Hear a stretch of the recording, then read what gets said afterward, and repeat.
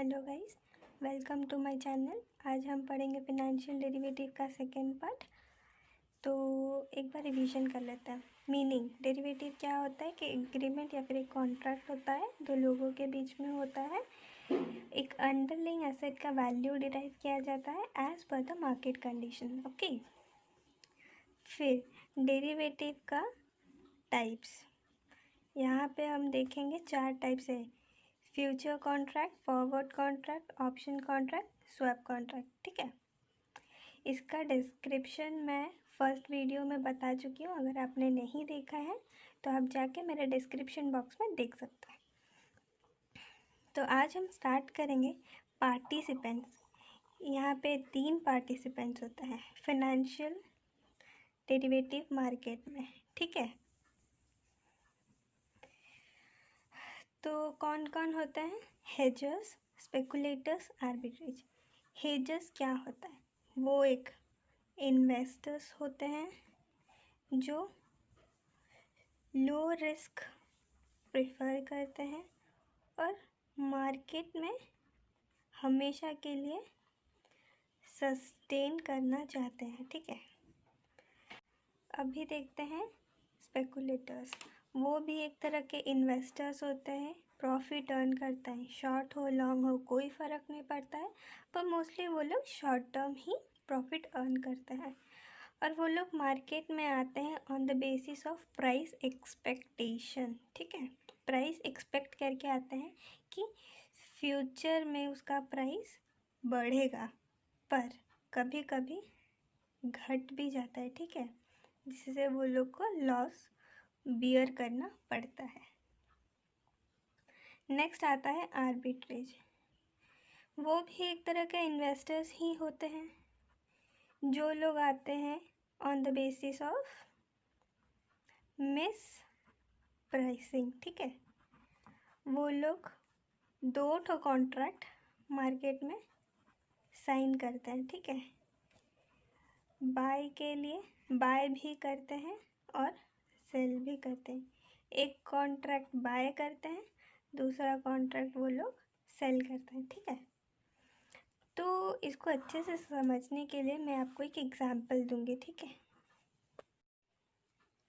तो एग्जांपल में क्या है दिखता है, ये एक विलेज है और ये सारे फार्मर्स हैं जो कि क्या करते हैं, वीट कल्टीवेट करते हैं। ठीक है, एट प्रेजेंट आउटपुट कब आएगा? 3 महीने बाद आएगा। ठीक है, तो एट प्रेजेंट अभी वो लोग कर रहे हैं तो मान लीजिए उसका पर केजी 50 रुपीज़ है। ठीक है, 3 महीने बाद उनको डर रहता है कि कहीं प्राइस घट न जाए, तो वो लोग क्या करते हैं, एक आदमी आता है। ठीक है, मतलब ये एक मान लीजिए बेकरी फार्म है। ठीक है, ये थ्रू आउट द ये बेकरी फार्म है, बेकरी है। ठीक है, यहाँ पे उसको साल भर ब्रेड सब कुछ प्रोवाइड करना रहता है। ठीक है, तो उसे डर रहता है कि कहीं फ्यूचर में वीट का प्राइस बढ़ ना जाए, तो वो क्या करता है, फार्मर के पास आता है। ठीक है, आता है, दोनों एक दूसरे से मिलते हैं, एक कॉन्ट्रैक्ट बना लेते हैं कि 3 मंथ्स बाद मैं 50 किलो पर केजी में ही वीट खरीद के लेके जाऊंगा तुमसे। ठीक है, वो ये क्यों करता है, क्योंकि वो कोई रिस्क नहीं लेना चाहता है कि फ्यूचर में अगर मार्केट प्राइस बढ़ जाता है तो उसे क्या होगा, लॉस होगा। तो इसीलिए वो ये करता है। तो ये जो हुआ इसे कहते हैं हेजर्स। ठीक है, जो लो रिस्क बियर करना चाहते हैं। ठीक है, अब समझ में आ गया आपको। और वो लोग को पहला वो लो रिस्क, सेकेंड होता है वो लोग को मार्केट में हमेशा के लिए सस्टेन करना रहता है। ठीक है, अब आता है स्पेकुलेटर्स। वो क्या होता है, ये स्पेकुलेटर्स है, मान लीजिए ये एक इन्वेस्टर है। ठीक है, ये मार्केट में आया, इसे कोई लेना देना नहीं है कि मार्केट वैल्यू बढ़े या घटे।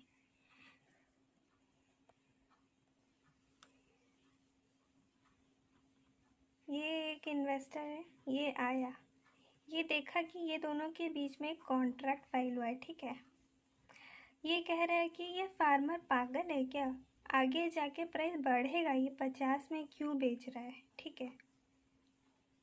तो ये इसके पास जाता है, फार्मर के पास। वो कहता है कि तुम उसको 50 में दे रहे हो तो फ्यूचर में तुम भी मुझे 50 में दो, ठीक है। स्पेकुलेटर्स का काम क्या होता है, वो लोग प्राइस एक्सपेक्टेशन करते हैं मार्केट कंडीशन के हिसाब से। प्राइस एक्सपेक्टेशन करते हैं मार्केट कंडीशन के हिसाब से। ये सोच रहे कि फ्यूचर में जाके 3 मंथ्स के बाद, ठीक है, क्या होगा, 60 रुपीज़ या 70 रुपीज़ के आसपास जाएगा वैल्यू, ठीक है। तो वो उसे ख़रीद लेता है, ख़रीदने का कॉन्ट्रैक्ट कर लेता है 50 रुपीज़ में। वो एक्सपेक्ट कर रहा है, वो कंफर्म नहीं है। तो फ्यूचर में अगर प्राइस डाउन भी हो जाता है तो वो लॉस भी बियर करता है, ठीक है। तो ये हो गया स्पेकुलेटर्स। जो प्रॉफिट अर्न करने आता है उनका कोई मोटिव नहीं होता है, वो लोग शॉर्ट टर्म कुछ अर्न करना चाहते हैं प्रॉफिट,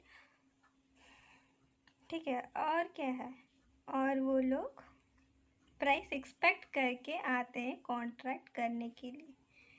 तो थर्ड में हम लोग का कौन आया, आर्बिट्रेज। यहाँ पे क्या होता है, इसने भी देखा कि यहाँ पे 50 रुपीज़ में मिल रहा है, ये है दूसरा गांव, ठीक है। यहाँ पे वो लोग कॉन्ट्रैक्ट किए हैं 60 रुपीज़ पर केजी में बेचेंगे, ठीक है, 3 मंथ्स के बाद, 3 मंथ्स के बाद। तो वो ये इन्वेस्टर आया, आर्बिट्रेज आया, वो लोग से फाइनल किया कि वो 50 रुपये में उनसे भी लेगा और 60 रुपये में इनसे भी लेगा, ठीक है। ये दोनों के साथ कॉन्ट्रैक्ट फाइल कर लिया वो। फिर जब बेचने का टाइम आया तो वो कभी भी लॉस बियर नहीं करता है, क्योंकि अगर 50 रुपया है तो 50 रुपया में बेच दिया।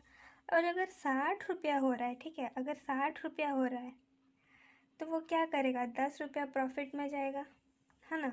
10 रुपया प्रॉफिट में गया तो क्या हुआ, इससे वो लॉस बियर क्या नहीं ना।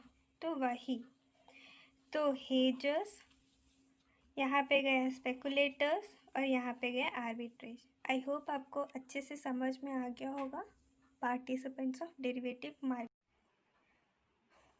अब हम जानेंगे फीचर्स ऑफ डेरिवेटिव,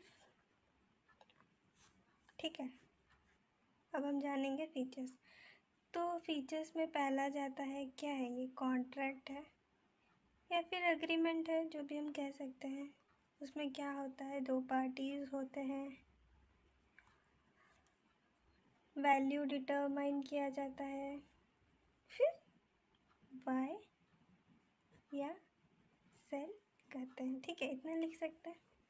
सेकेंड आता है derivative values derives the value from underlying asset. इससे क्या होता है कि जो असेट होता है ना, उसका वैल्यू डिराइव किया जाता है, ठीक है। वैल्यू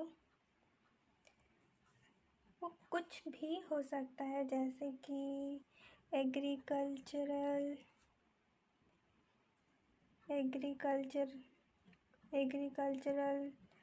कमोडिटीज़ हो गया, ठीक है, या फिर मेटल्स, फाइनेंशियल इंस्ट्रूमेंट, कुछ भी हो सकता है, ठीक है, एक्सेट्रा। तो अब आता है थर्ड में स्पेसिफाइड ऑब्लिगेशन। उसमें क्या होता है कि जो 4 तरह के कॉन्ट्रैक्ट होते हैं ना, तो 4 तरह के कॉन्ट्रैक्ट है, फॉरवर्ड, फ्यूचर, ऑप्शन, स्वैप। ये सब में तरह तरह के टर्म्स एंड कंडीशंस होते हैं, जिसे कि पार्टीज़ को फॉलो करना होता है। वो टर्म्स एंड कंडीशन को लेके अपना कॉन्ट्रैक्ट साइन करते हैं, ठीक है, या फिर बनाते हैं, कुछ भी कह सकते हैं। फिर आता है delivery of underlying asset not involve. जो टर्म्स एंड कंडीशंस होते हैं, ठीक है, जो टर्म्स एंड कंडीशंस होते हैं वो कॉन्ट्रैक्ट में इन्वॉल्व नहीं किया जाता है कि तुम्हारा प्रोडक्ट कैसे, ठीक है, कैसे कैसे कहाँ कब किधर, कुछ भी डिफाइन नहीं किया जाता है। वो सेलर है, बेच दिया वो, ठीक है। जो बायर है वो उस पर डिपेंड करता है, वो कैसे लेगा, क्या करेगा, कहाँ जाएगा, कुछ नहीं। बस यहाँ पे कॉन्ट्रैक्ट साइन होता है, पैसा अदला बदली होते हैं, बस काम ख़त्म। कहाँ जाएगा, वो डिलीवरी कहाँ करेगा, कैसे करेगा, कब करेगा, वो सब कुछ भी मेंशन नहीं किया जाता है, ठीक है। तो फीचर्स पढ़ लिए। अब पढ़ेंगे discovery of prices, risk transfer, third में आता है encourages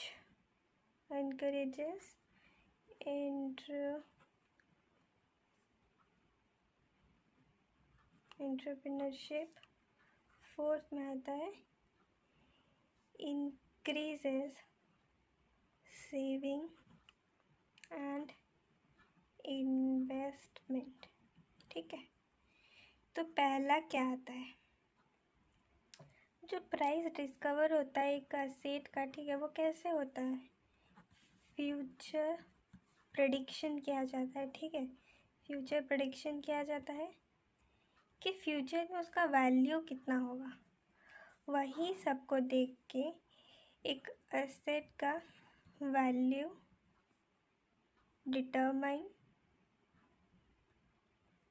डिटरमाइन करते हैं या फिर डिस्कवर करते हैं, कुछ भी कह सकते हैं, ठीक है। नेक्स्ट आता है रिस्क ट्रांसफ़र। यहाँ पे क्या होता है, जैसे कि हमने पहले देखा, हेजर्स थे, स्पेकुलेटर्स थे, आर्बिट्रेज थे, ठीक है। ये तीनों क्या करते थे, अपना प्रॉफिट किसी और के पास ट्रांसफ़र करना चाहते थे, है ना। जैसे हेजर, वो क्या किया, अपना कहीं आगे जाके प्राइस बढ़ ना जाए इसीलिए वो पहले ही कॉन्ट्रैक्ट साइन कर लिया। और फार्मर, कहीं आगे जाके वैल्यू डिक्रीज़ ना हो गया इसीलिए वो कॉन्ट्रैक्ट साइन कर लिया। इसी तरह स्पेकुलेटर्स और आर्बिट्रेज भी कॉन्ट्रैक्ट साइन कर लिए अपना अपना प्रॉफिट देखने के लिए, ठीक है, प्रॉफिट देखने के लिए, और एक दूसरे पे रिस्क को कैसे ट्रांसफ़र किया जा सकता है,